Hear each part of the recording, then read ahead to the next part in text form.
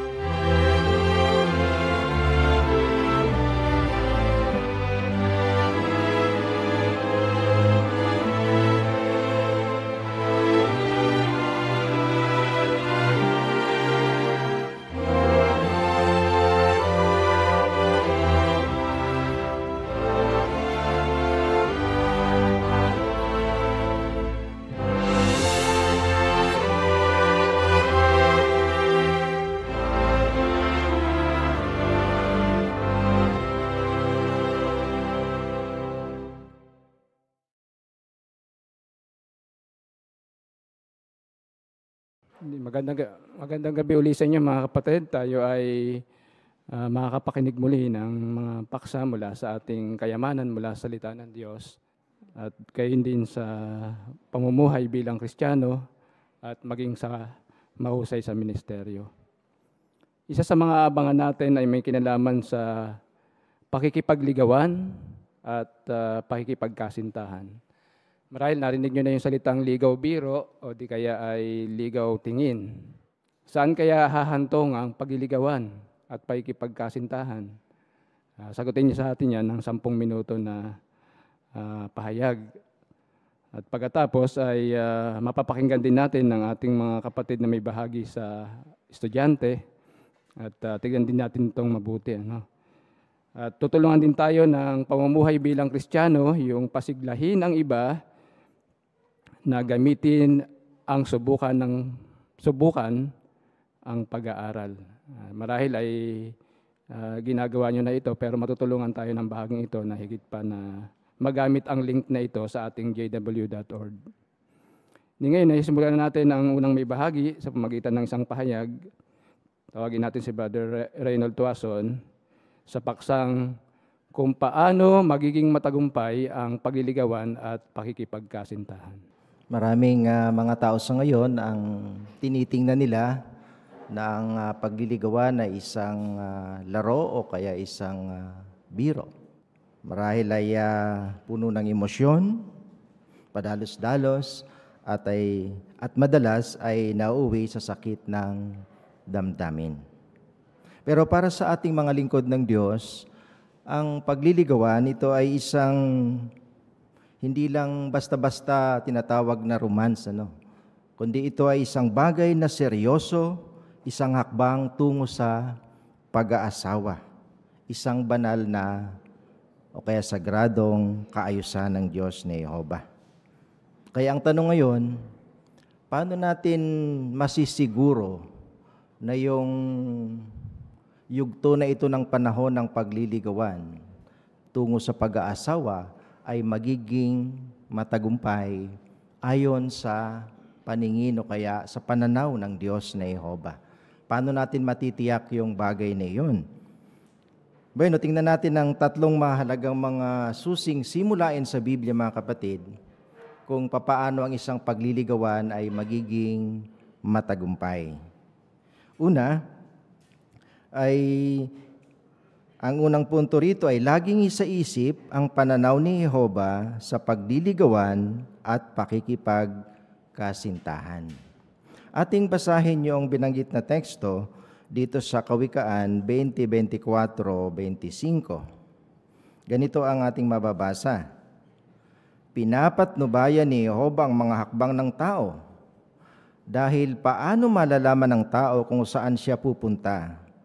Nagiging bitag sa isang tao ang pagsigaw niya ng padalos-dalos, banal, at pagkatapos lang niya pag-iisipan ang panata niya. Nais natin mga kapatid bigyan ng pansin yung mga salitang pinapatnubayan ni Jehova ang mga hakbang ng tao.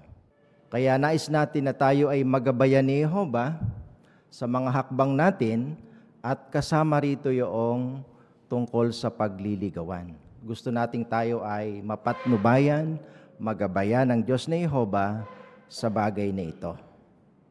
At nakita natin kanina sa ating binanggit na isa itong seryosong bagay. Yun ang pananaw ng Diyos na Jehova sa pagliligawan. At kung ating bigyan pansin din yung binanggit sa 25, ang sabi rito ay nagiging bitag sa isang tao ang pagsigaw niya ng padalos-dalos. Ibig sabihin, sa mga pangako, sa mga panata, sa mga commitment sa isang nagliligawan, hindi tayo dapat maging padalos-dalos sa bagay na yon. Baka bandang huli ay pagsisihan natin yung bagay na yon.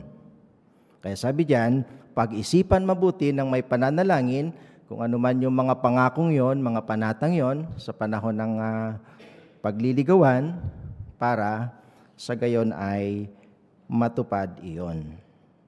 Ngayon, alam natin na yung panahon ng pagliligawan ito ay panahon na yung dalawa ay makilala nila ang isa't isa. At sila'y makagawa ng mga tamang mga pagpapasya o kaya mga desisyon.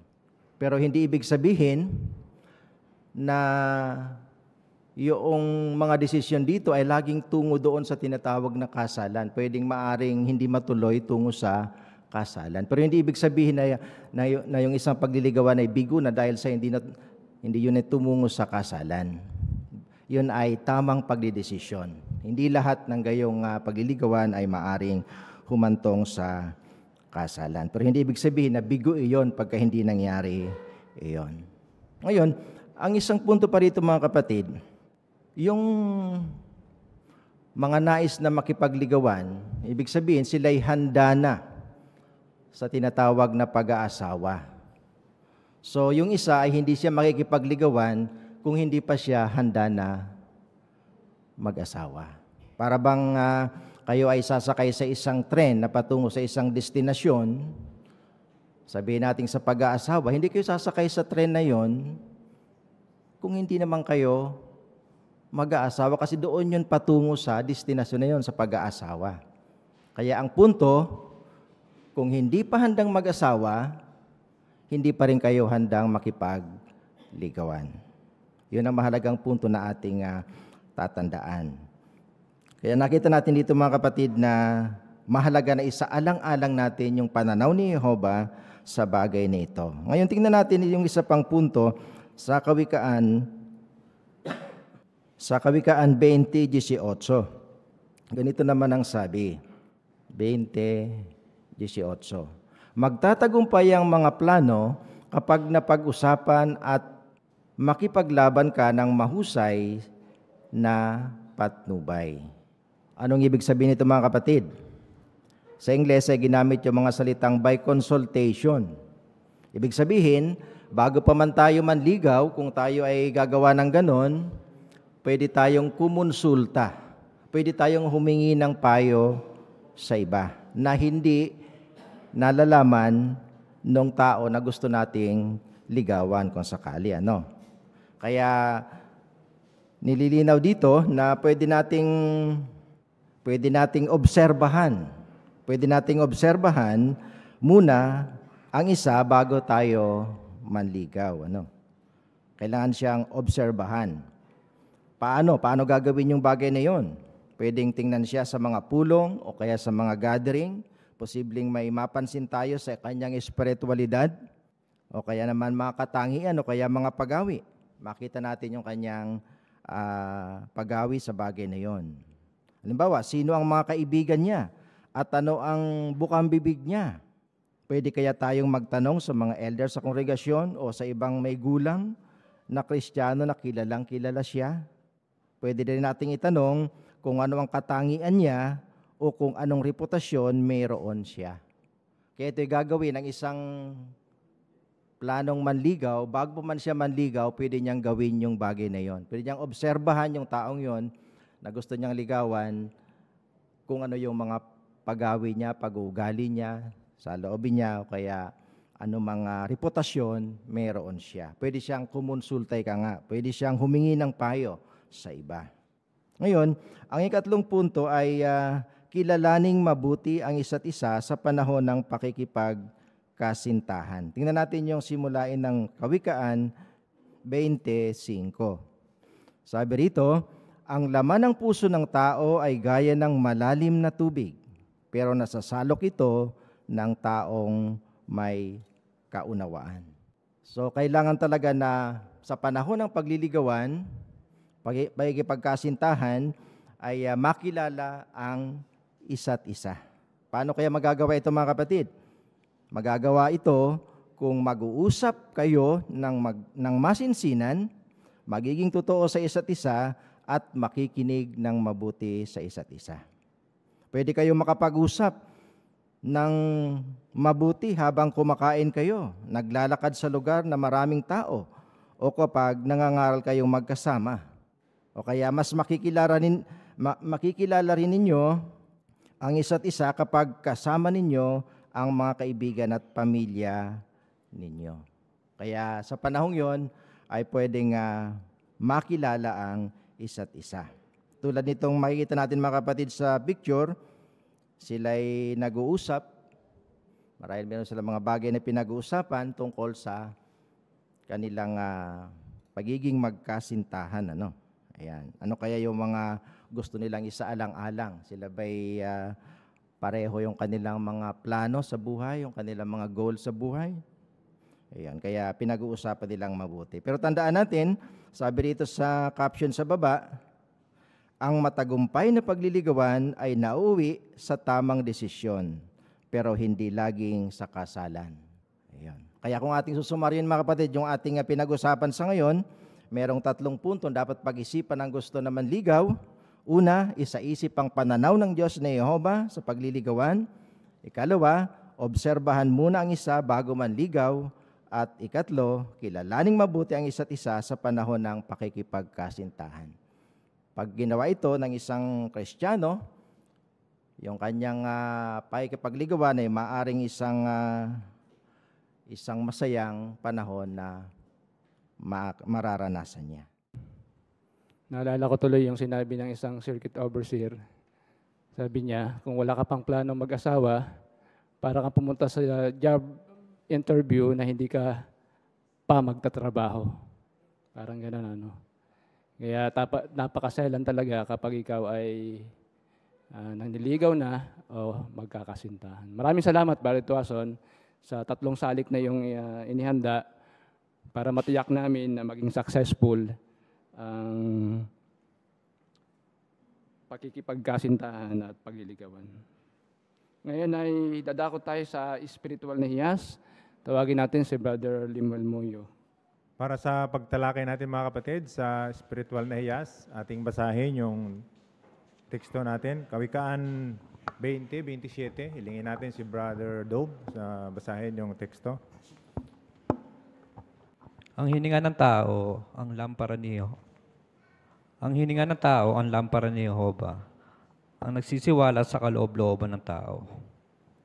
Maraming salamat. Sa unang tanong natin, mga kapatid, ano ang ibig sabihin ng ang hininga ng tao, ang lampara ni Jehova? Sister Spy? Tumutukoy po yung salitang hininga ng tao sa mga salitang lumalabas sa bibig niya. Mabuti man po ito o masama, sinisiwalat ng mga sinasabi ng isa kung anong uri ng personalidad ang meron siya. Sa diwa, nagsisilbi po itong lampara na nagbibigay liwanag para ibunyag kung ano ang nasa kaloob-looban o nasa puso niya. Okay, maraming salamat, Brother Pahilagot. Doon sa Gawa 9:1 ay inihambing si Apostol Pablo, si Saul. Kasi yung salitang, o yung name na Saul ay Hebrew yung name, at pagkatapos na naging Pablo siya ay Roman name. Pero alam natin na ang lumalabas sa bibig ni Pablo noon ay pag-uusig sa mga Kristiyano. Pero nakakitaan ito ni Jehovah yung puso ni Pablo. Nagbago siya. Kaya nakita ni Jehovah dito yung pagbabago ng kanyang personalidad o katauhan. Okay, malinaw na yung punto na yun, mga kapatid. Doon tayo sa pangalawang tanong. Sa pagbabasa ng Biblia para sa linggong ito, ano ang mga spiritual na hiyas ang nagustuhan mo? Si Sister Kamarig. Itinuturo sa akin ng Kawikaan 2013 ang kalagahan ng kasipagan, disiplina at tamang pag-uugali sa paggawa, bagamat ang pagtulog ay natural at kailangan ng katawan. Ang labis na pagtulog o katamaran ay humahantong sa kakulangan at paghihirap. Sa halip, ang isang taong masipag at alerto sa kanyang tungkulin ay pinagpala at magkakaroon ng panusto sa pangangailangan. At kailangan may tamang balanse tayo at pahinga sa tamang panahon at sa tamang pangangailangan. Maraming salamat po. Si Brother Relox, Mario. Sikat po at pamilyar po sa ating lahat yung kasabihang honesty is the best policy. Kaya pinaalala po sa akin sa talatang Gs, ang madayang panimbang at ang maling panukat ay parehong kasuklam-suklam sa ating Diyos na Jehovah. Kaya sa katulad na paraan, meron nga akong hanap buhay, maalwan, malaki kita, pero hindi napapansin na marami na palang pagkakamali o kasinungalingan, kaya dapat ko itong iwasan agad para hindi na lubusang mapalayo sa kaugnayan ko sa ating Diyos na Jehovah. Kaya maganda yung binanggit ng konteksto sa Kawikaan 19:22 na mas mabuti ang mahirap pero puno ng katapatan sa paglilingkod sa ating Diyos na Jehovah kaysa sa maalwan na puno naman ng kasinungalingan. Maraming salamat. Si Brother Mariano. Napatibay din po ako sa 23 din po. Ang sabi po dito, kasuklam-suklam kay Jehovah ang madayang panhimbang. Kung kaya't bilang katulong po ni Mama sa pagtitinda, dapat po ay eksakto po lagi ang aming pagtitimbang o kung maaari nga po ay dagdagan pa ito. At sa Kawikaan 11:1 po, kung gagawin po namin iyon, tiyak na magiging kalugod-lugod po ito kay Jehovah. Maraming salamat. Si Sister Alcantara. Nagustuhan ko ho yung Kawikaan 20:18. Naalala ko nung nagti-teenager pa yung mga anak ko, lagi kong sinasabi sa kanila na huwag mahiyang humingi ng payo mula sa Diyos na Jehovah sa pamamagitan ng panalangin. At bilang nanay, alam ko na hindi ko kontrolado ang lahat ng mangyayari sa kanilang buhay. Pero kaya kong ituro sa kanila ang kahalagahan ng paghahanap ng matalinong payo mula sa kasulatan, sa mga may gulang na kapananampalataya at sa mga elders sa kongregasyon. Maraming salamat po. Si Brother Alcantara. Pinaalalahanan po ako ng Kawikaan 2022 na big sabihin nito, huwag mong sabihin, gaganti ako ng masama. Ilalagay mo ba ang bata sa kamay mo? Ibig sabihin na pag dismaya tayo at nasaktan ng iba, malalabanan natin ang kagustuhan nating gumanti. Pero kung aasa tayo sa Diyos ni Jehovah, aalisin niya anumang pinsalang idulot ng masamang bagay na ginawa sa atin o sa iyo. Pero may pinapayo ang Roma 12:19, huwag ninyong ipaghiganti ang inyong sarili, mga minamahal, kundi bigyang daan ninyo ang puot dahil nasusulat, akin ang paghiganti, ako ang gaganti, ang sabi ng Diyos na Jehovah. Maraming salamat po. Si Sister Victoria. Kawikaan 20:21. Ang kayamanan na nakukuha ng mabilis at walang pagsusumikap ay hahantong sa panganib dahil sa kasakiman, tulad na lamang ng alibugang anak. Dahil dito, nagkaroon ng matibay at matalinong pagpapasya, kaya hindi naging pagpapala ito sa bandang huli.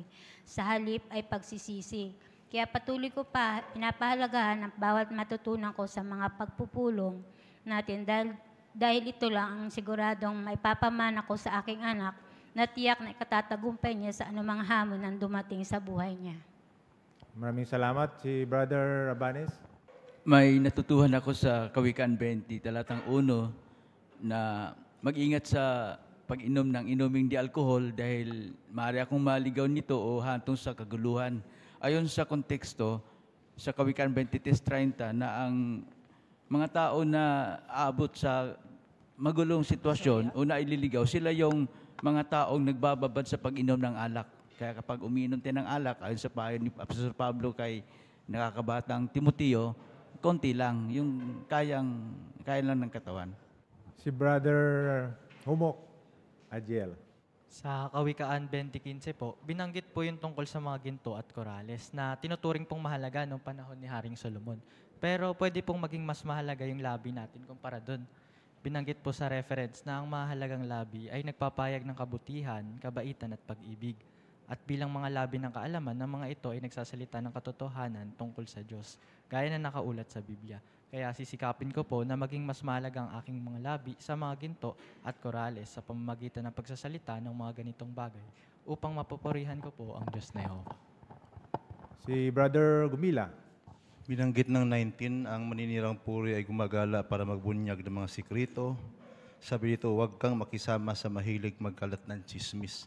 Medyo direkta ang salitang ito at medyo mabigat. Pero pwede natin ikapit ito in a way na positibo, na kapag ang isang kapatid ay hindi niya namamalayan, wala naman siyang intensyon na magkalat ng chismis.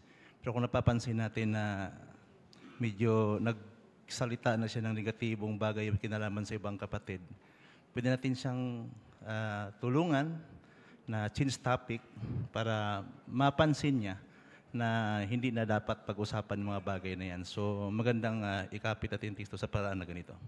Maraming salamat po. Si Sister Homok, Mariel. Sa verse 15 po, binanggit na mahalaga ang mga labi ng kaalaman. Ayon sa reference, yung pagdalo po sa mga pulong, ang isa sa maiinam na pagkakataon para makinabang dito at mai-apply din ito. Kasi nakakapakinig po tayo ng mga pahayag tungkol sa Biblia, natututo sa mga pagtatanghal at napapatibay sa mga komento ng mga kapatid. Kaya paalala po to sa akin na sikaping regular na dumalo sa mga pulong, makibahagi sa mga talakayan at magbigay ng komendasyon sa mga kapatid. Maraming salamat. Si Brother Alburo. Gaya ng nabanggit na kanina sa pahayag ang tungkol sa pag-aasawa, ito ay isang bagay na seryoso. Hindi kasi ito gaya ng kanin na isusubo tapos iluluwa kapag napasok. At saka ito ay nagigiyahan ng mga batas. Kung paano sa tao, ganoon din sa Diyos na gigiyahan ito. Kaya binanggit kanina, ang gusto ko na maidiin yung 20:18, yung consultation. Long period of courtship ang kailangan. Huwag yung padalos-dalos. Kilalanin mo muna yung brother, yung sister na yon, kung siya ba talaga ay matibay o malakas sa espiritualidad. Maraming salamat sa inyo mga kapatid. Maraming salamat din, Brother Moyos, sa iyong pagganap ng bahagi sa ating spiritual gems. Ngayon ay nakuha natin ang pagbabasa ng Biblia. Ito ay merong 4 na minuto. Babasahin sa atin ang Kawikaan 20:1 hanggang 15. Ito ay bahagi na gagampanan ni Brother Ismael Kapampangan. Di pakinggan natin siya. Ang alak ay panunuya. Ang inuming di alcohol ay magulo. Ang naliligaw dahil sa mga ito ay hindi marunong. Ang pagkatakot sa hari ay gaya ng pagkatakot sa ungal ng leon. Ang gumagalit sa kanya ay nagsasapanganib ng sariling buhay. Papuri-puri ang taong umiiwas sa pakikipagtalo, pero madaling mapaaway ang mangmang. Ang tamad ay hindi nag-aararo sa taglamig, kaya mamamali mo siya sa panahon ng pag-aani dahil walang-wala siya. Ang laman ng puso ng tao ay gaya ng malalim na tubig, pero nasasalok ito ng taong may kaunawaan. Marami ang nagsasabi na may tapat na pag-ibig sila, pero mahirap makakita ng totoong tapat. Ang matuwid ay lumalakad ng tapat, magiging maligaya ang mga anak niya. Kapag ang hari ay muupo sa trono para humatol, sinasala ng mga mata niya ang lahat ng kasamaan. Sino makapagsasabi, nilinis ko ang puso ko, malinis na ako at walang kasalanan. Ang madayang panimbang at ang maling panukat ay parehong kasuklam-suklam kay Jehova. Kahit bata ay makikilala sa kilos niya, kung ang ugali niya ay malinis at matuwid. Ang tengang nakaririnig at ang matang nakakita, ang mga iyon ay parehong ginawa ni Jehova. Huwag kang tulog ng tulog, dahil maghihirap ka. Buksan mo ang mga mata mo at mabubusog ka sa tinapay. Ang pangit, ang sabi ng bumibili. Pagkatapos, umaalis siya at nagyayabang. Nariyan ang ginto at maraming korales, pero mas mahalaga ang mga labi ng kaalaman. Okay, maraming salamat, Brother Ismael Kapampangan. Si Brother Ismael Kapampangan ay unang pagkakataon niyang mag-Bible reading. Kaya binibigyan natin siya ng komendasyon sa bahagi niya. At nakita naman natin na mahusay niyang ginampanan ang kanyang bahagi. At sinubaybayan natin ang kanyang bahagi sa Araling 5 na tumpak na pagbabasa. Yung tumpak na pagbabasa ay nagpapakita ng pagiging handa. Nagpa-practice, wika nga. Kapag ikaw ay naghandang mabuti, ibig sabihin ay mula nung makuha mo ang iyong assignment, handang-handa ka na basahin ito. Yun ang ginawa ni Brother Kapampangan. Pero napansin nyo ba na wala siyang naidaragdag, nalalaktawan o napapalitang salita habang siya ay nagbabasa? Kasi nga, meron siyang paghahandang mabuti. Ang isa pa ay malinaw niyang nabasa at nabigkas niya ng tama ang bawat salita. Bagaman nagbibinata ko minsan, pumipiyok, normal lang yun. Kasi yung hangin na lumalabas sa bibig natin, minsan hindi nagiging mahusay. Pero mahalaga ay nabigkas niya ng tama ang bawat salita at nagsalita siya ng malinaw. Maraming salamat, Brother Kapampangan. Hanggang sa susunod na bahagi po ninyo. Ngayon ay dadako na tayo sa maging mahusay sa ministeryo. Meron tayong mga kapatid na may mga bahagi. Halimbawa, yung number 4, pagpapasimula ng pakikipag-usap. Ito ay merong 4 na minuto na pagbabahay-bahay, pero ang setting nila ay sinabi ng kausap mo na galing siya sa ibang bansa at dito na siya titira. Anong gagawin natin? Di panoorin natin at pakinggan ang bahagi ni Sister Amy Relox at Noemi Awao. Hi, hello. Good morning. Ay, good morning din po. Dumadalo kami dito sa lugar nyo para makipag-usap at makipagkilala na rin. Kahit 2 minuto lang. Sige po, tuloy po kayo. Salamat.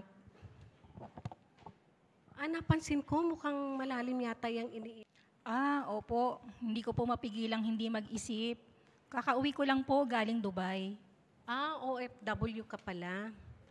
Opo, pero tapos na po yung kontrata ko, kaya mananatili na po ako dito sa Pilipinas. Yun nga po yung iniisip ko, ano na kaya yung mangyayari sa amin? Kasi nung nag-abroad po ako, maalwan kami. Ngayon, mahihirapan na kami. Naintindihan kita. Pinagdaanan ko din yan noon. Talaga po? Oo. Ako nga pala si Amy. Anong pwede kong itawag sa'yo? Noemi po. Alam mo ba, Noemi, nakaka-relate ako sa'yo. Dating retired seaman ng asawa ko. Nung nag-retire siya, nag-aaral pa yung bunso kong anak. Talaga po? Oo. Ano pong ginawa nyo? Nakatulong sa akin yung payo ng Biblia. Gusto ko sanang i-share ito sa'yo. Dito sa unang Timoteo 6:8, pakisuyo, pakibasa. Ang sabi po, kaya maging kontento na tayo kung meron tayong pagkain at damit. Ano daw yung katangian na kailangan natin taglayin? Base dyan sa binasa mong teksto? Yung pagiging kontento po. Tama ka, Noemi. Yan yung nakatulong sa amin. Una, tinanggap namin yung nangyari. Tapos, nag-adjust kami at pinasimple namin yung buhay namin sa kung ano yung kaya namin. Talagang susi yung pagiging kontento. Oo nga, no, Ate Amy? Meron pang isang payo ang Biblia. Dito naman sa Mateo 6:34. Pakisuyo, pakibasa. Sabi po, Huwag kayong mag-alala tungkol sa susunod na araw, dahil ang kasunod na araw ay magkakaroon ng sarili nitong mga alalahanin. Sapat na ang mga problema sa bawat araw. Oo, tama ka, Noemi. Di ba sabi dyan, sapat na yung problema sa bawat araw.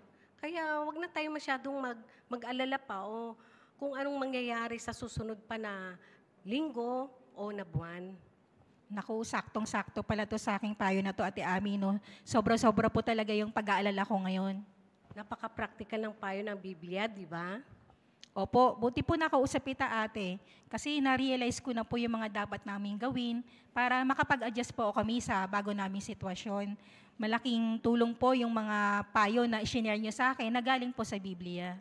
Alam mo ba na marami pang practical na payo ang Biblia sa pang-araw-araw nating buhay? Okay lang ba sa iyo na sa susunod babalikan kita para makapag-share ulit ako ng mga tips mula sa Biblia? Opo, Ate Ami, yan po talaga yung kailangan ko ngayon. Tuwing kailan ka ba available? Okay po ako ng ganitong araw tsaka oras po. Sige, kita tayo, Noemi, next week. Salamat nga pala sa pagpapatuloy mo. Salamat din po. Okay, maraming salamat, Sister Relox, Ami, at sa iyong kasama, Sister Noemi Awaaw. Sinubaybayan po namin ang bahagi po ninyo doon sa Aralin 3.3, doon sa mahalin ng mga tao. Binanggit dito yung salitang mabait. At yung kabaitan ay magpakita ng empatya. Isipin kung ano ang nararamdaman ng iyong kausap. Paano niya ba ginawa ni Sister Relox yun? Nung sabihin ng may bahay na siya ay galing ng ibang bansa at titira na sa Pilipinas, saan ba siya galing? Dubai, ano? Dubai. Siya ay OFW. Anong sinabi ni Sister Relox? Anong empatya ang ginamit niya? Ang sabi niya, dati rin yung asawa niya ay nag-abroad. At merong magandang payo mula sa Biblia ang nakatulong sa kanya. Kaya dito sa araling ito, pag-isipan natin, ano kayang mga ikinababahala niya? Anong paksa ang makatutulong sa kanya na magugustuhan niya? Kapag ginawa natin yung mga tanong na ito, matutulungan natin siya sa practical na paraan. O dili kaya, doon sa B, mapapansin niyo mga kapatid, pakinggan siya para maipakita mong mahalaga sa iyo ang sinasabi niya. Nasubukan niyo na yon? Yung hindi ka, madalang ka magsalita, sa halip ay pinapakinggan mo lang yung may bahay. Mahalaga yon, ano? Kapag gano'n ang ating gagawin, anong sabi rito? Masasabi niya yung kanyang problema. Kaya maganda na makinig tayo mabuti sa kung ano yung sinasabi ng iyong kausap. At gayon na gayon ang ginawa ni Sister Relox. Maraming salamat, Sister Relox, sa inyong bahagi. Kaya dako tayo sa susunod na ating bahagi, ang pagdalaw muli. Meron ding 4 na minuto ito, pampublikong pagpapatotoo. Ang setting ay sasabihin sa kausap mo ang tungkol sa JW Library at tulungan siyang i-download ito sa gadget niya. Hindi, panoorin natin at tignan ang pagdalaw muli. Ito'y bahagi ni Brother John Emmanuel Relox at Brother Leonidas Rabanes. Hello, GE. Kumusta? Ay, Kenoli, kayo po pala yan. Okay lang po. Kayo po. Ito, nagsisikap sa araw-araw. Mabuti kuya kung ganun po. Parang nung nakakalang ko, nakapag-usap tayo tungkol sa mga pangako. Ganyan din yung mga tutupakin ng Diyos sa hinaharap tungkol sa Biblia. Oo nga, no? Nasa akin pa nga yung brochure na nagustuhan ko. Yung may pamagat na masayang buhay. Ito yun, no? Oo nga po pala kuya, no? Natandaan ko nga po yun. At gustong-gusto nyo nga po yung brochure na yan. Nabasa niyo po ba kuya? Hindi eh. Kasi malilit ang sulat. Alam mo naman, pagka nagkakaedad, lumalabo ang paningin. Sa bagay, kuya. Totoo po yan at naintindihan ko po kayo. Pero kuya, gusto ko po kayong tulungan na mabasa yung brochure na iyan. Ganda niya na. Gusto ko yan. May cellphone po ba kayo, kuya? Oh, meron. Ito. Mabuti, kaluluod ko lang nito. Ayun, sakto kuya. Gusto ko po kayong tulungan. May gusto po akong i-introduce sa inyo na application na JW Library. Ayan. Dito po, makikita nyo dito na makapagbasa po kayo ng Biblia sa wikang gusto ninyo. Makakapanood din po kayo at makapakinig ng mga Bible-based na audio at video. Kasama na po yung iba pang literatura. Kasama na po yung napili yung brochure na Masayang Buhay Magpakailanman. Wow, ang ganda niyan ah. Paano ko magkaroon ng ganyan? Yun, sakto kuya. Turuan ko po kayo. Una kuya, punta po kayo sa App Store. Ayan. Tapos, sa search box po, i-type nyo po yung JW Library. Kulay violet po yung logo niya, katulad po nito. Ayan. Oh, ito na. Ayun. Tapos i-download and install nyo po. Okay. Ayan. Tas Okay na.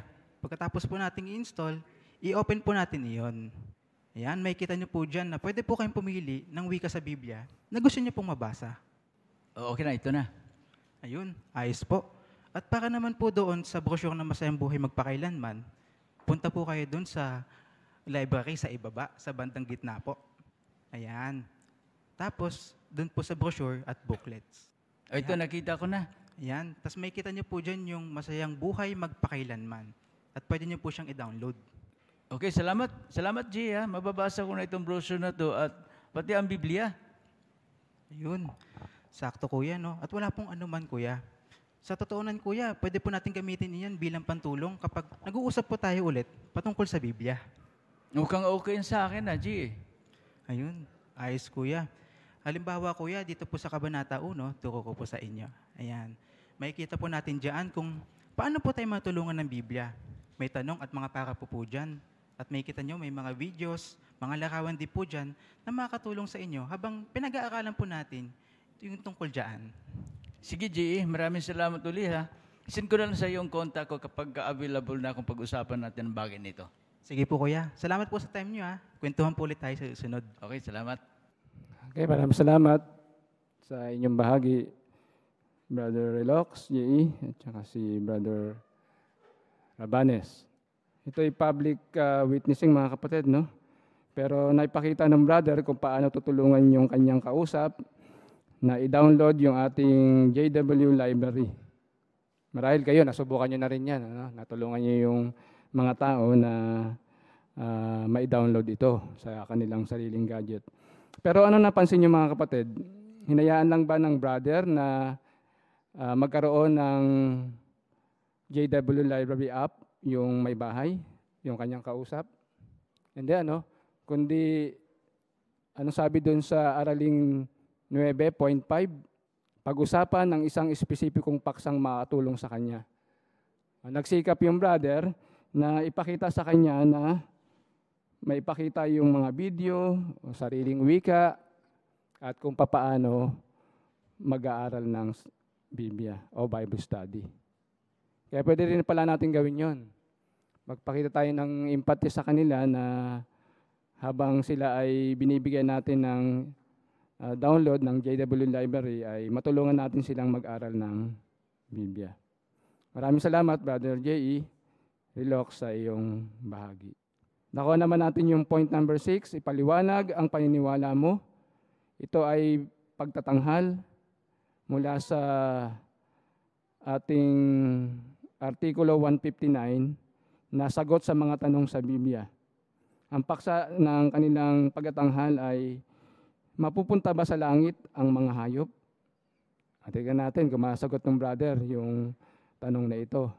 Bahagi na gagampanan ni Brother Excelito Awaaw, kasama niya si Angel Homok. Si Angel to ah. Hi Angel, kamusta ka na? Kayo po pala, Kuya Excel. Ito po, medyo okay. Ba't parang malungkot ka? May nangyari ba? Yung aso ko po kasi, Kuya, namatay po kahapon. 1 taon pa lamang po siya sa amin, tapos biglang nagkasakit. Kaya pala nag-iisa ka. Akala ko pinakawalan mo lang yung aso mo. Kaya nga po, Kuya. Naisip ko po tuloy, Kuya, kung mapupunta po kaya siya sa langit kasi napakabait po niya. Alam mo, Angel, nakakalungkot talaga pagka namatayan tayo ng mga pet. Alam mo, ganyan din yung paniniwala ko na ang mga tao, pati na ang mga hayop, basta mabait, mapupunta sa langit. Pero alam mo, nabago ang pananaw ko nang mag-aaral ako ng Biblia. Talaga po, Kuya? Paano po yun?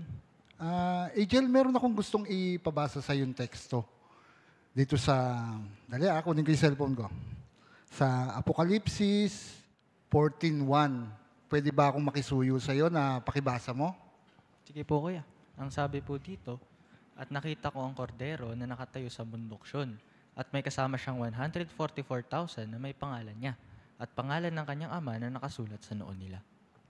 Ayun, Angel, salamat sa iyo. Sabi naman talaga sa teksto, meron naman talagang aakyat sa langit, pero may bilang lang o limitado lang para sa mga tao. Pero kung limitado lang ito para sa mga tao, sa tingin mo ba may lugar pa para sa mga hayop? Siguro nga po kuya, wala na. Ayun, Angel. Alam mo dito sa may JW library ko, yung pina-download ko rin sa papa mo, meron ako dito ring i-download na article. Yung dito, yung sabi yung sagot sa mga tanong sa Biblia. At alam mo ba, saktong-sakto yung mga katanungan mo. Pwede ba natin talakayin ito saglit lang? Sige po kuya, hindi pa naman po ako uwi. Ayun, Angel, sige. Ito siya, pwede bang pakibasa mo itong ikalawang para po? Ang sabi po diyan kuya, sa Biblia, walang sinasabing langit para sa mga aso o alagang hayop at makatwira naman yan. Di maaabot ng mga hayop ang mga kwalifikasyon para sa makalangit sa pagtawag. Kabilang dito ang pagkuha ng kaalaman, pananampalataya at pagsunod sa mga utos ng Diyos.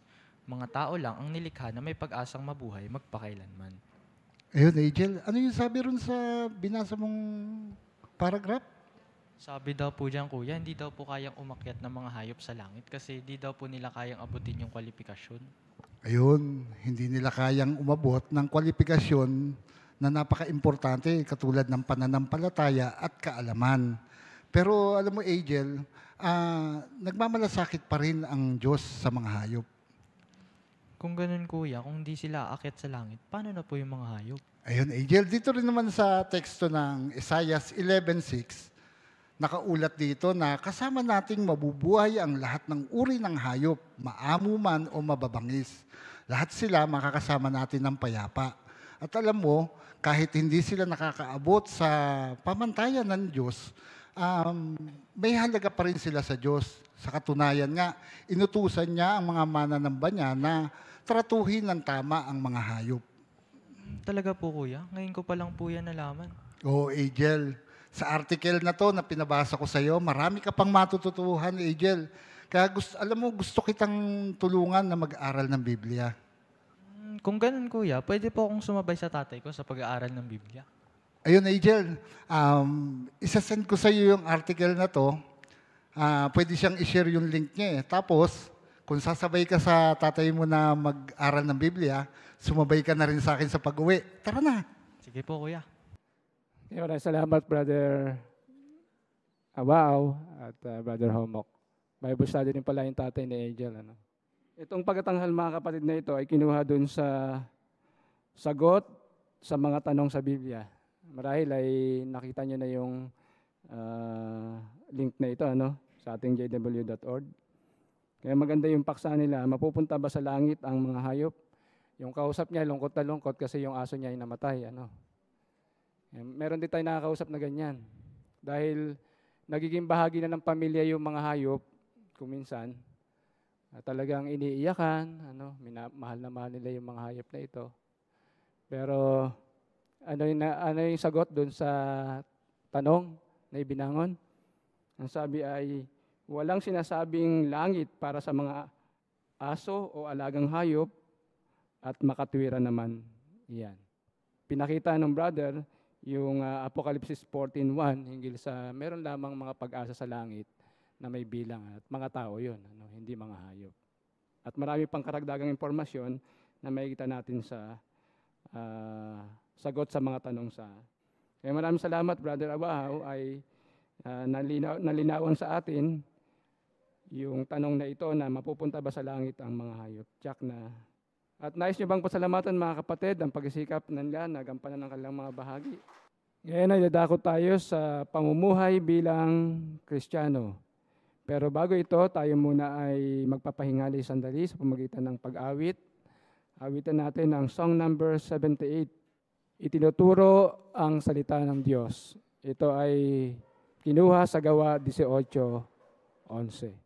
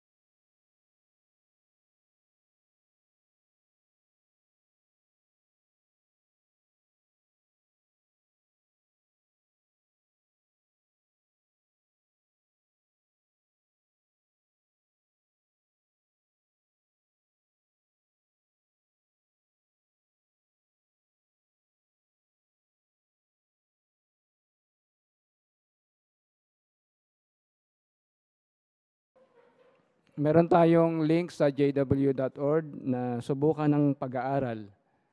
Paano natin magagawa ito? Ang paksa ay pasiglahin ng iba na gamitin ang subukan ang pag-aaral. Bahagi na gagampanan sa atin ni Brother Kimwell Simon.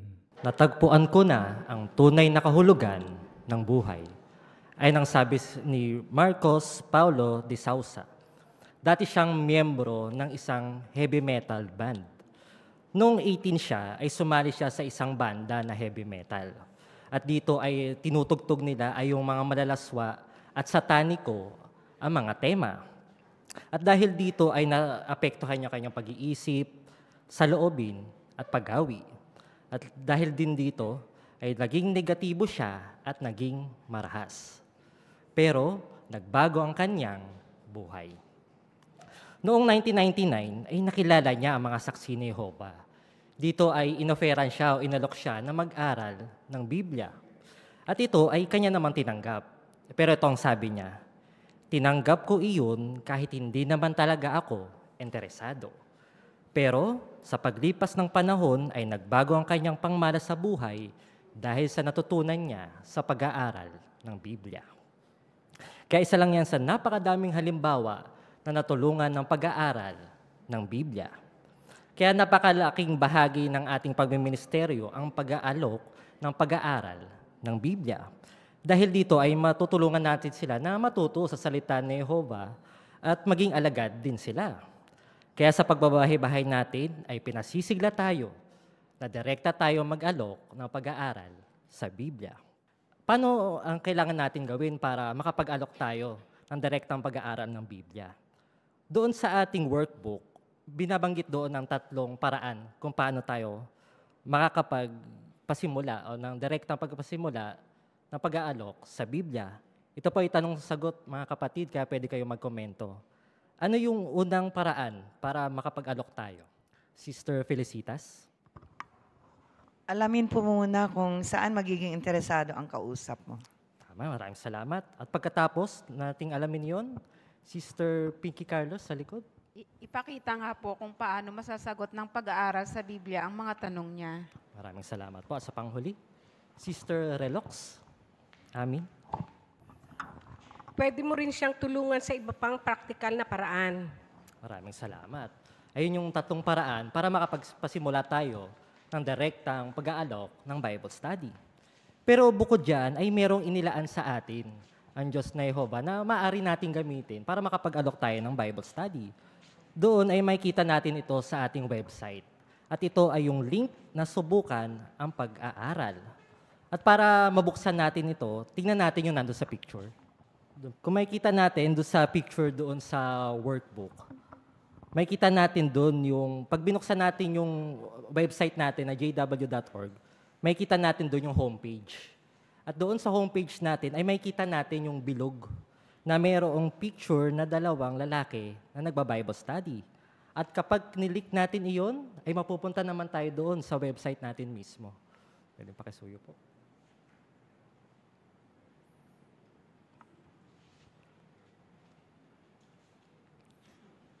At ganoon din, kapag nabuksan na natin yung ating website, marami tayong makikita doon na features na pwede nating magamit sa pag-aalok.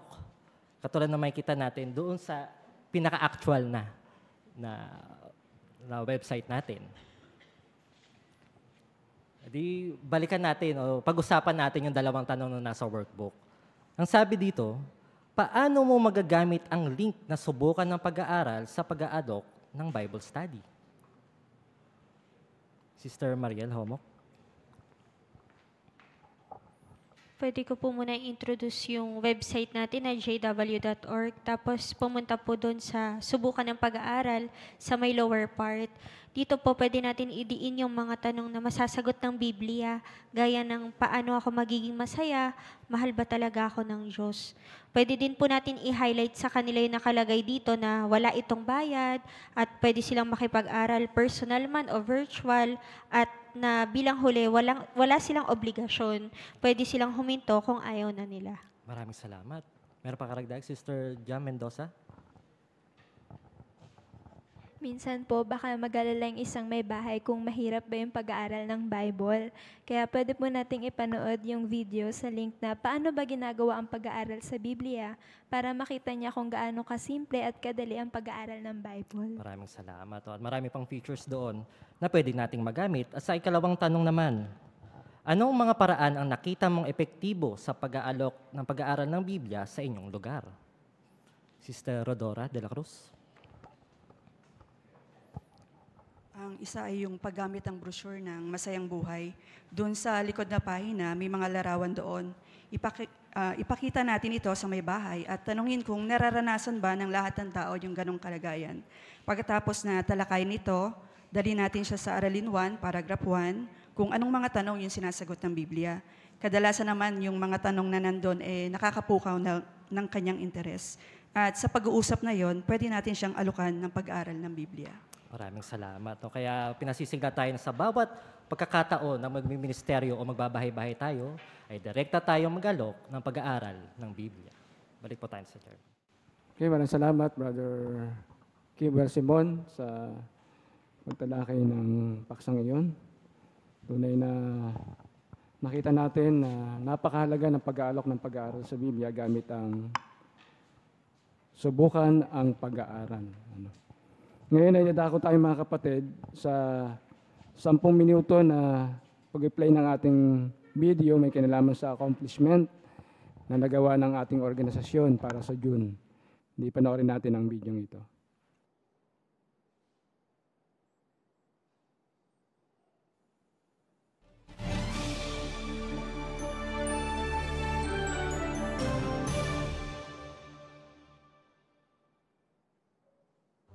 Sa Mateo Kabanata 24, sinabi ni Jesus sa mga alagad niya ang magiging tanda ng presensya niya.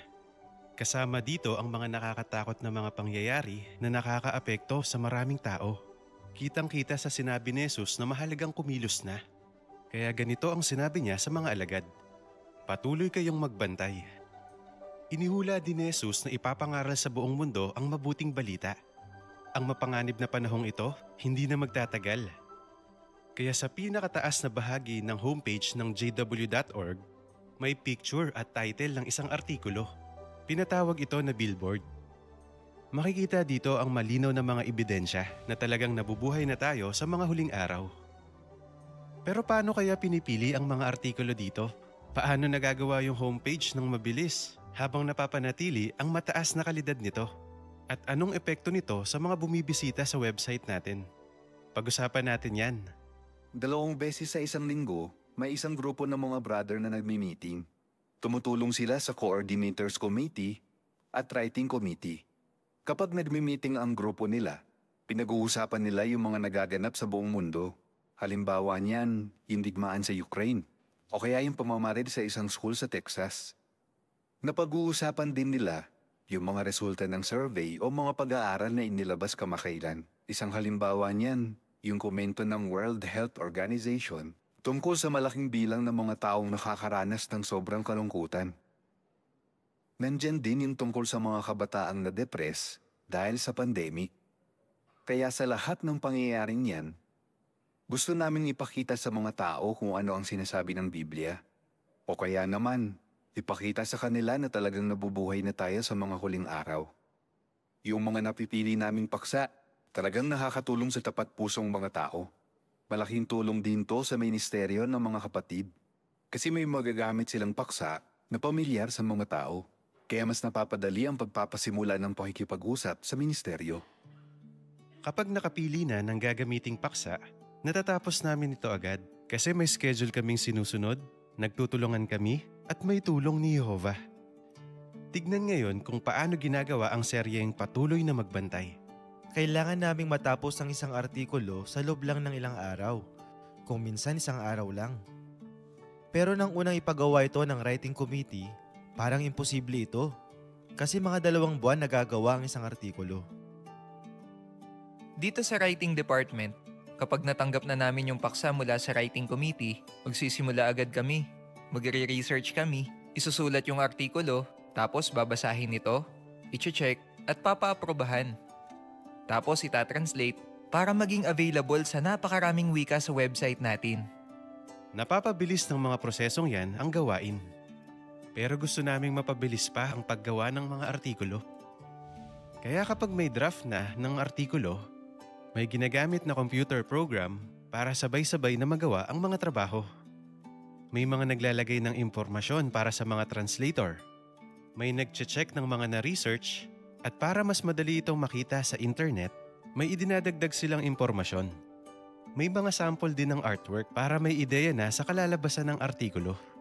Kadalasan na, magkakahiwalay at hindi sabay-sabay ginagawa ang mga trabaho. Pero ngayon, kailangang magtrabaho ng lahat ng team sa isang artikulo ng sabay-sabay. Lahat ng publikasyon na inilalabas natin, tinitiyak namin na tama ang lahat ng nakasulat na impormasyon. Dapat tama yung pagkakagamit ng mga teksto.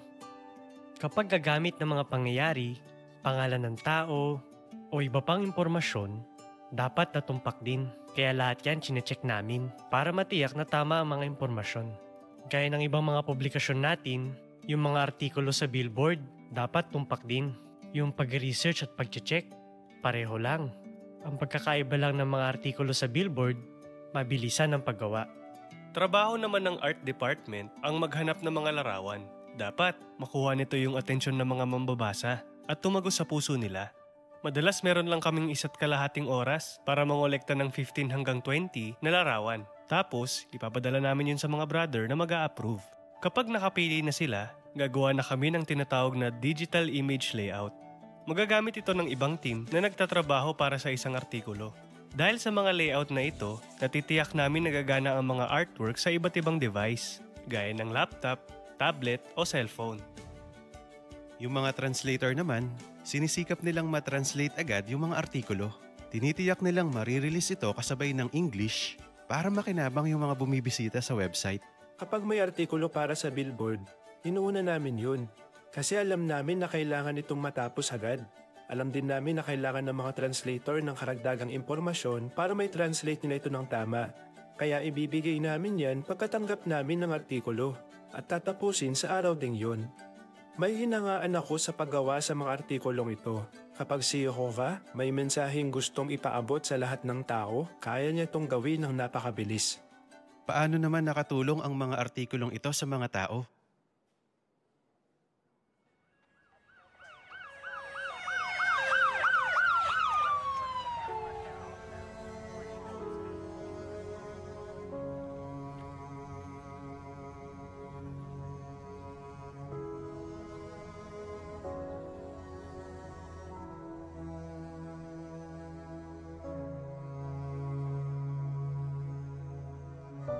Nang mabalitaan ang pamamaril sa isang school, pinag-usapan ng branch committee kung papaano nila matutulungan ang mga kapatid doon. Kaya para mapatibay ang kongregasyon doon, nagpadala sila ng 3 mag-asawa. Pagdating namin doon, yung mga tao doon sa komunidad, nakita namin kung gaano sila ka-stressed. Ang lungkot nila, galit na galit. At kahit yung mga kapatid, talagang apektado rin sila. Kailangan nila ng pampatibay.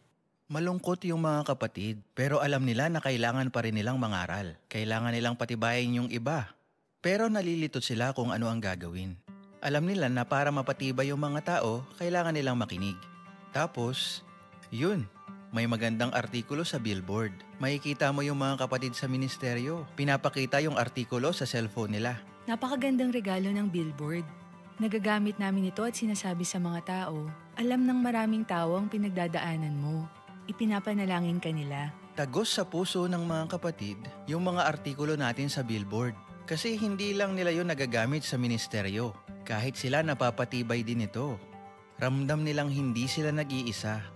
Alam ng organisasyon ni Jehovah ang pinagdaraanan nila. Dahil sa pagtutulungan ng mga kapatid para mailathala agad ang mga billboard, talagang napapahanga kami. Sa Lucas Kabanata 13, ginamit ni Jesus ang kasalukuyang mga pangyayari para magturo ng katotohanan. Magagamit mo rin kaya yung mga artikulo sa billboard para maituro sa iba ang tungkol sa kaharian ng Diyos?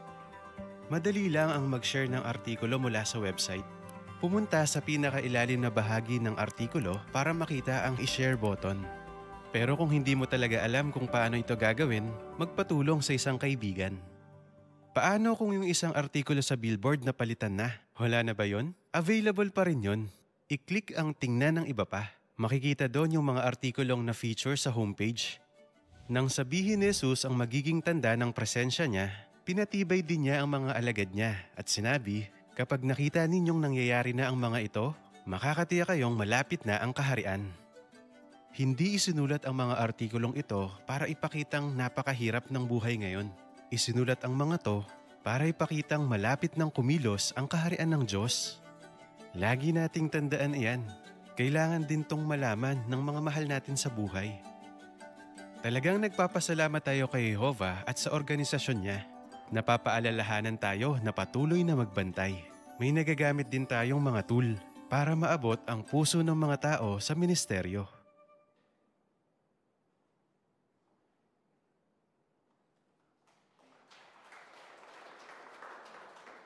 Hindi, yan yung mga nagawa ng ating organisasyon, mga kapatid, para sa buwan ng Hunyo. Ngayon naman ay tatako tayo sa pag-aaral ng kongregasyon sa Biblia. Ito ay bahagi, nagkakampanan sa atin ni Brother Kevin Simon. At ang kanyang tagabasa ng para po, si Brother Manuel Rilox. Noong nakaraang linggo, marami tayong natutuhan sa Kabanatang 28. Natatangi ang aklat ng mga gawa at merong isang gawain na nagbubuklod sa atin sa mga lingkod noon. Ano iyon? Paggawa ng alagad. Dagdagan pa natin ito, ipagpatuloy natin ang pagtalakay sa Kabanatang 28. Tatalakayin natin ngayong gabi ang 2 subtopic, Pinigyang kapangyarihan ng banal na Espiritu at tuloy pa rin kahit pinag-uusig. Marami na naman tayong matututuhan. Pakisuyo, nakikisuyo po kami sa inyong pakikipagtulungan sa ating gagawing pagtalakay.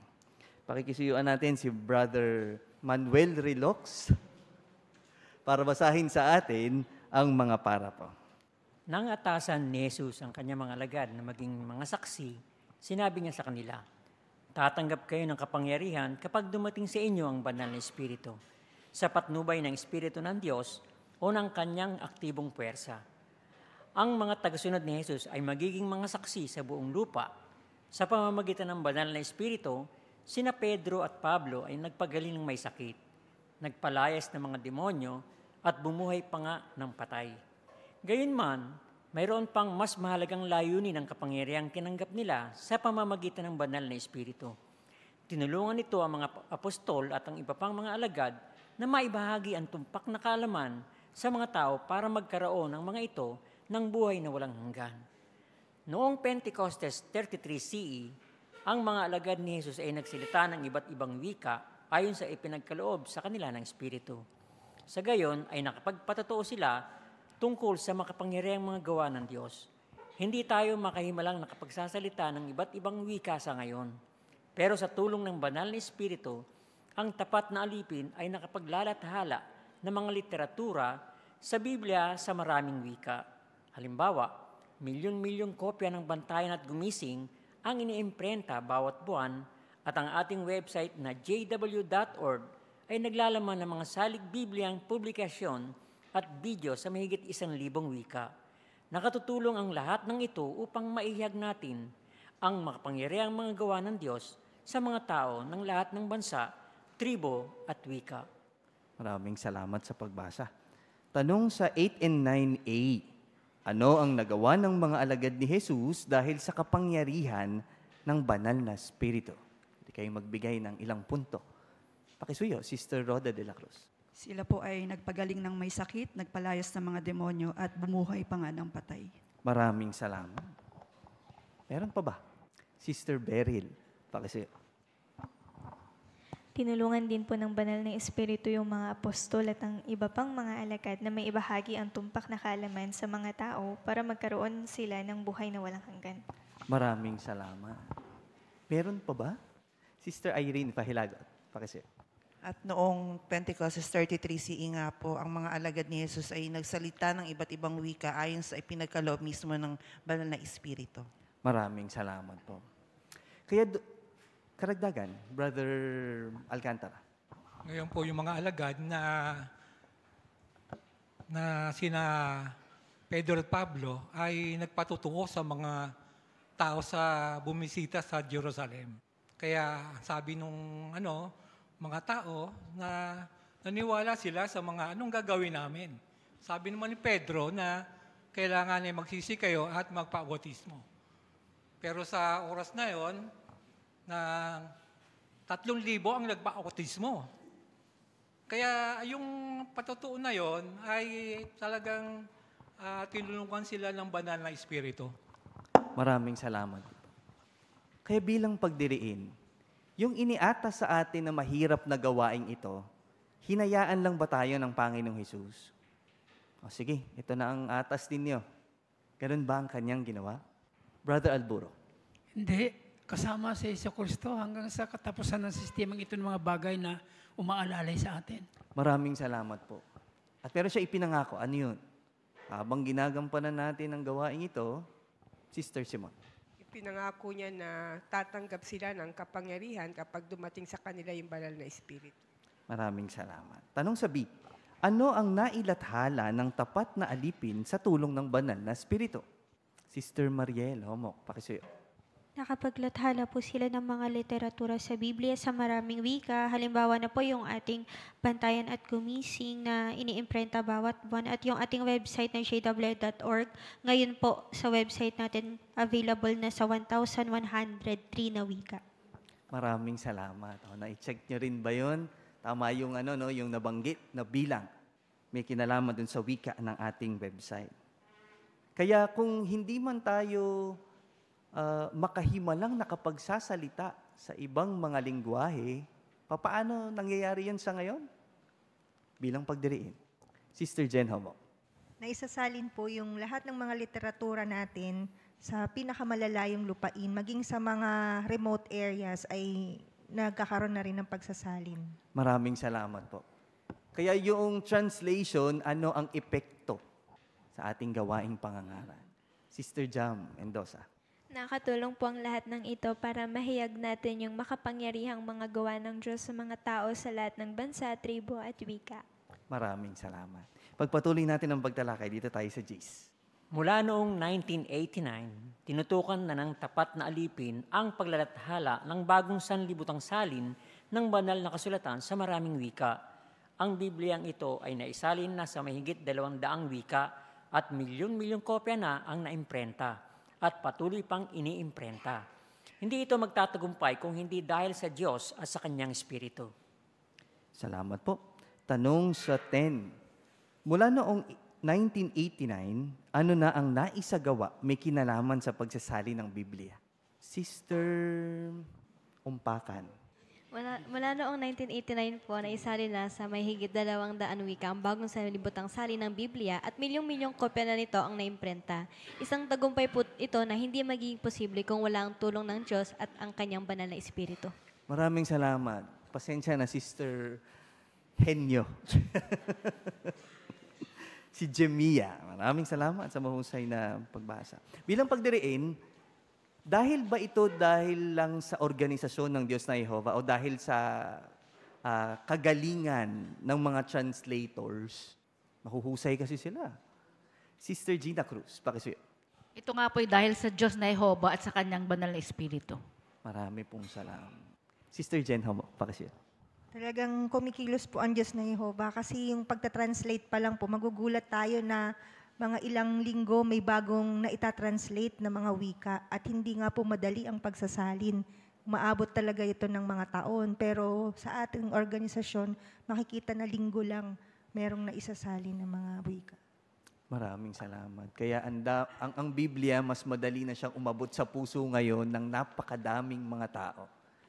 Kasi ang gamit na ng Biblia nila, yung mother tongue nila. Ipagpatuloy pa natin, dito tayo sa 11. Libo-libong voluntaryong Kristiyano sa mahigit na 150 na bansa at lupain ang kasama sa gawaing pagsasalin. Hindi nga ito katakataka dahil ito lamang ang tanging organisasyong ginagabayan ng banal na Espiritu upang lubusang magpatotoo sa buong daigdig tungkol sa Diyos na Jehovah, sa Kanyang mesyanikong hari at sa nakatatag na kaharian sa langit. Salamat po.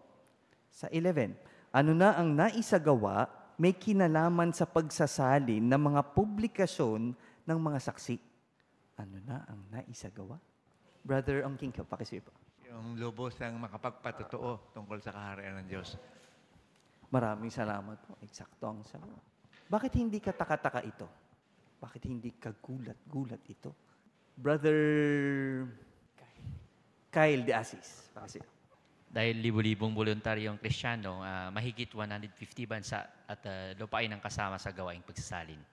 Maraming salamat. Napakadami talagang voluntaryo. At bukod dyan, Brother Walter Lipad, pakisuyo. Dahil ito rin po yung tanging organisasyon na ginabayan ng Banal na Espiritu upang lubusan makapagtotoo sa buong daigdig. Marami pong salamat. Gusto nating idiin, meron pa bang ibang organisasyon na pinapatnubayan ng banal na Espiritu ng Diyos na Jehovah? Brother Alburo. Wala. Wala na. Isang diretso at tamang sagot. Marami pong salamat. Hindi na natin mahahanap ang katotohanan sa iba. Ipagpatuloy pa natin. Dito tayo sa 12. Nang magpatotoo si Pablo sa mga Hudyo at mga Hintil sa Antioquia ng Pisidia, naging mananampalataya ang lahat ng nakaayon sa buhay na walang hanggan. Sa konklusyon ni Lucas sa Aklat ng mga Gawa, binanggit niya na ang ipinangangaral ni Pablo ang kaharian ng Diyos nang may buong kalayaan sa pagsasalita ng walang hadlang. Saan ba nagpapatotoo ang apostol? Aba, sa Roma mismo, ang kabisera ng isang pandaigdig na kapangyarihan.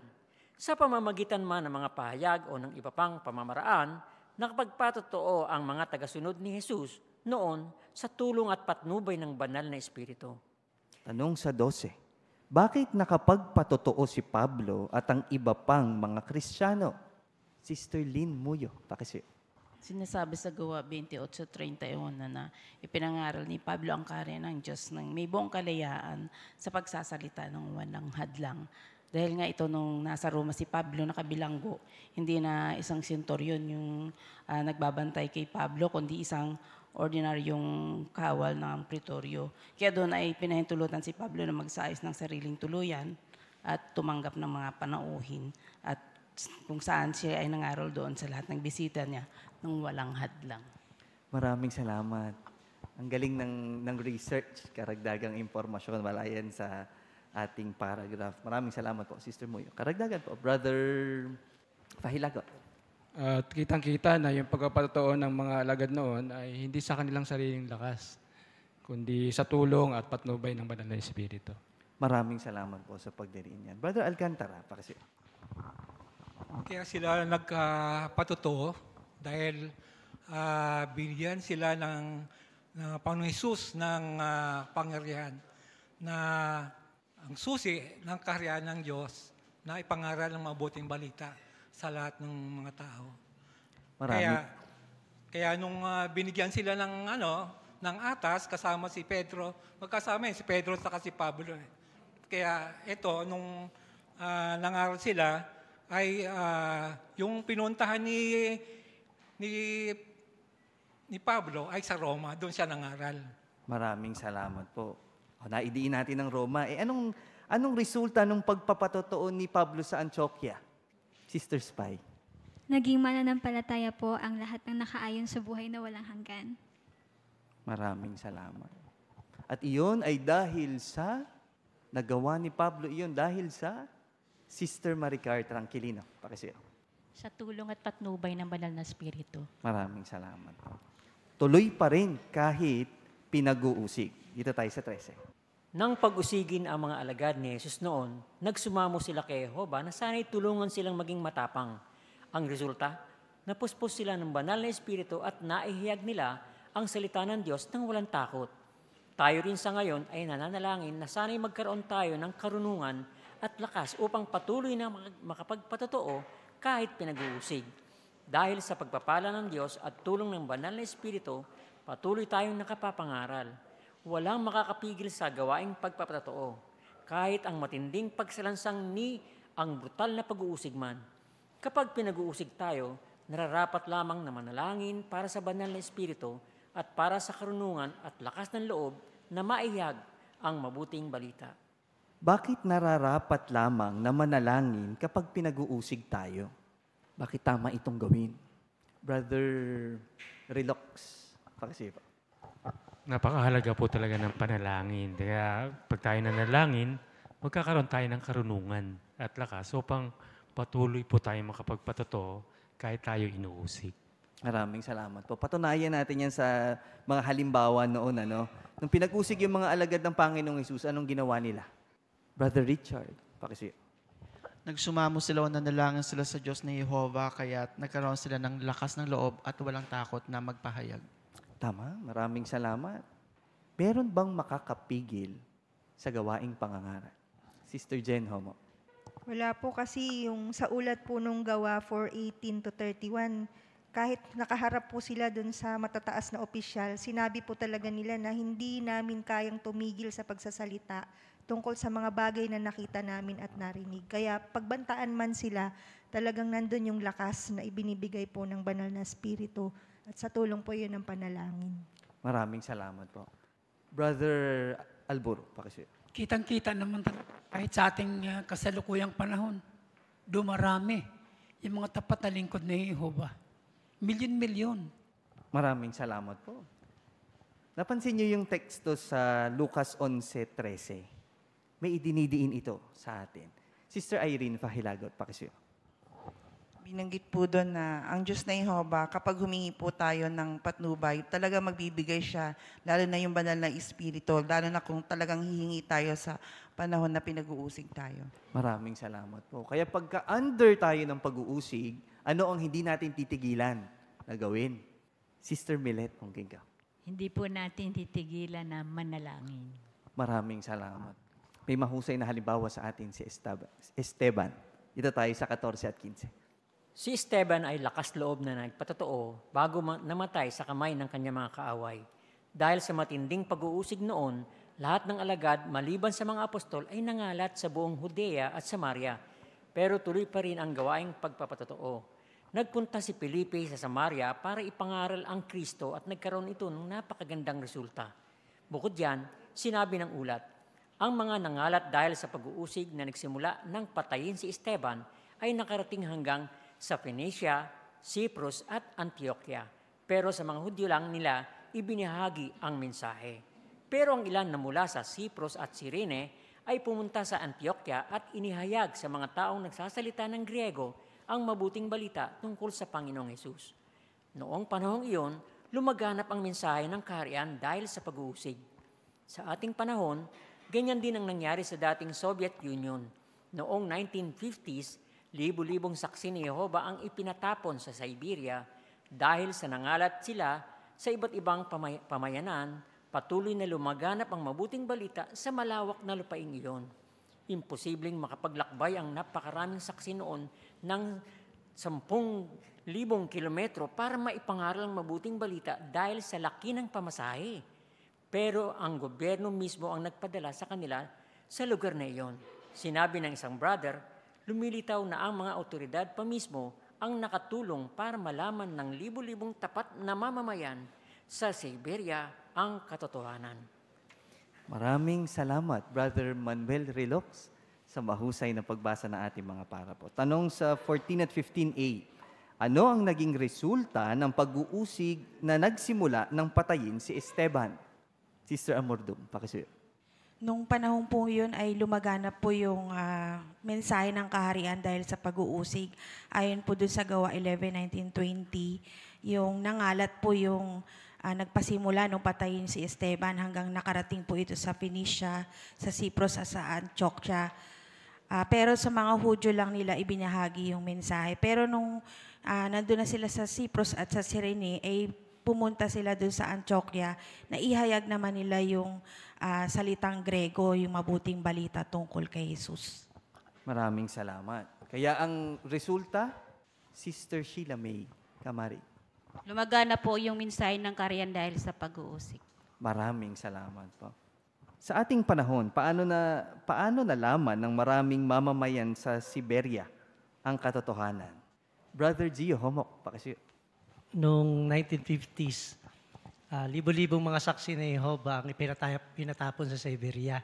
Nung kinulong sila, tinapon sila doon. Isipin natin, mahirap maglakbay ng 10,000 kilometers kasi napakamahal ng pamasahe na yun. Pero ang napapansin natin dito, yung mismong gobyerno na ang nagpadala sa mga saksi doon sa mga lugar na yun. Kaya dahil doon sa pangangalat nila doon, naipangaral yung mabuting balita. Maraming salamat.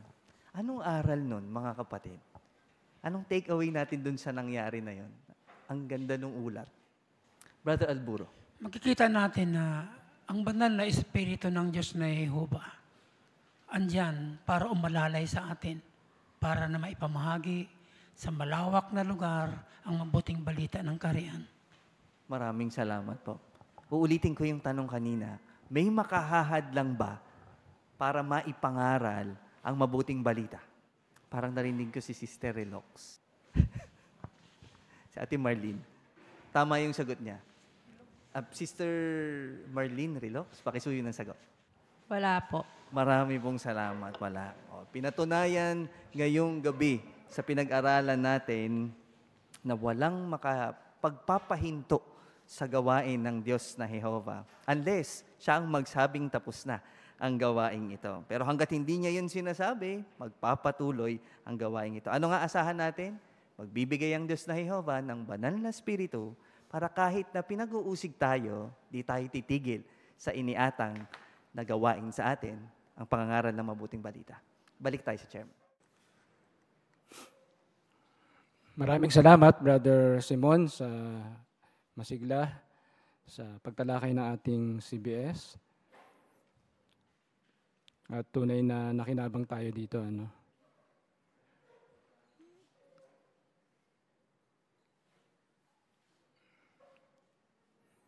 Bueno, ano ba ang natutuhan natin sa gabing ito, mga kapatid? Mula doon sa kayamanan mula sa salita ng Diyos ay Natutuhan natin kung paano magiging matagumpay ang pagliligawan at pakikipagkasintahan. Ito ay isang seryosong bagay na dapat malaman ng isa na naniligaw at nakikipagkasintahan.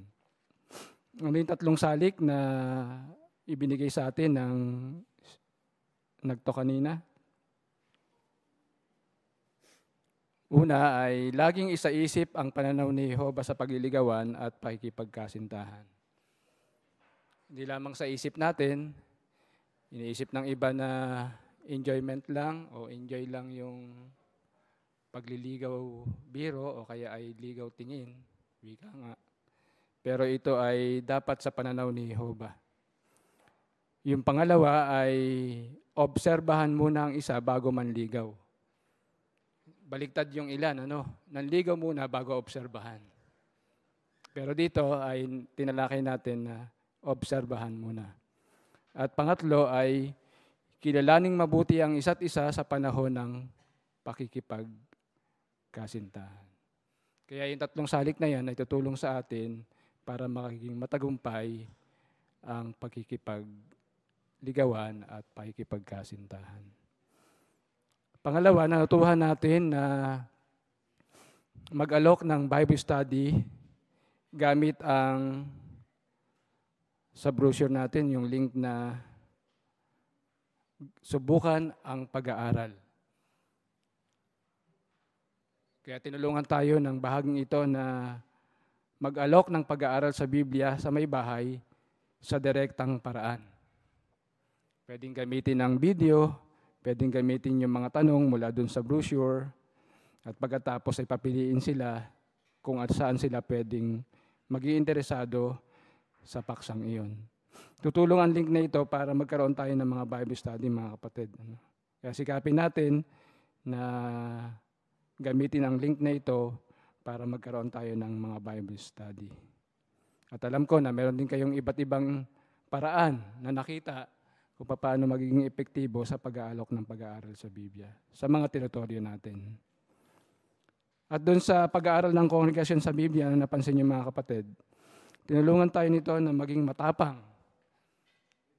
Tinulungan din tayo na magtiwala sa Diyos na Jehovah sa pamagitan ng panalangin at humingi ng patnubay sa Kanya sa pamagitan ng tulong ng Banal na Espiritu para tayo ay makapangaral sa iba ng may katapangan. Kaya sikapin natin na yamang ito ay gawain ng Diyos na Jehovah. Sikapin natin na tayo ay mapuspos ng Banal na Espiritu para magawa din natin makapagpatotoo sa iba. Kaya nais nyo bang pasalamatan mga kapatid yung pag-isikap ng ating mga kapatid na may bahagi? Sa susunod ay pag-aaralan naman natin ang may kinalaman sa prinsipyo para maging masayang pag-aasawa. Huwag mag-asawa ng padalos-dalos ng hindi pinag-iisipan. Maganda yung paksa, no? At pagkatapos ay tatalakayin din ng magpakita ng paggalang sa asawa mo. Bakit dapat kang mag-focus sa magandang katangian ng asawa mo? So lahat yan ay umiikot doon sa katangian ng o kahalagahan ng pagpapakita ng paggalang sa ating mga kabiyak. Meron tayong mga patalastas sa mga kapatid na babasahin.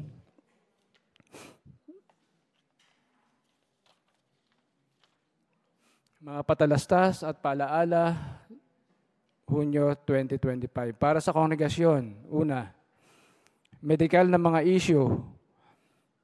Ang Nobyembre 2006 na issue ng ating ministeryo sa kaharian ay may kalakip na insert sa pahina 3 hanggang 6 na tumatalakay tungkol sa paggawa ng personal na desisyon sa pagpapagamot ng may kaugnayan sa dugo. Hindi na dapat gamitin ang insert na iyon dahil hindi ito updated. Ang updated na impormasyon ay makikita sa Araling 39 ng Aklat na Masayang Buhay Magpakailanman. Number 2, pagpo-post sa mga website at social media. Pwede tayong mag-share ng material mula sa mga website ng organisasyon sa pamamagitan ng pagpapadala ng link sa mga individual. Pero hindi tayo dapat mag-post sa internet o social media ng anumang artwork, elektronikong publikasyon, trademark, musika, larawan, video o artikulo mula sa mga website natin. Kasama rin dito ang mga teokratikong programa sa jw.org o JW Stream tulad ng broadcasting, pulong, pansirkitong asemblea at konbensyon. Kung nakapag-post kayo ng mga nabanggit na material sa anumang website o social media nang walang permiso, pakisuyong alisin ito. Higit pang impormasyong tungkol dito ang makikita sa issue ng Abril 2018 ng Ang Bantayan, pahina 30-31 at sa jw.org sa ilalim ng kasunduan sa paggamit. Pangatlo, mga aral na matutuhan mo sa Biblia. Simula sa linggo ng Hulyo 14, 2025, pag-aaralan sa pag-aaral ng kongregasyon sa Biblia ang aklat ng mga aral na matutuhan mo sa Biblia. Sa pag-aaral nito, matutulungan tayo una, maunawaan sa simple at malinaw na paraan ang mensahe ng Biblia.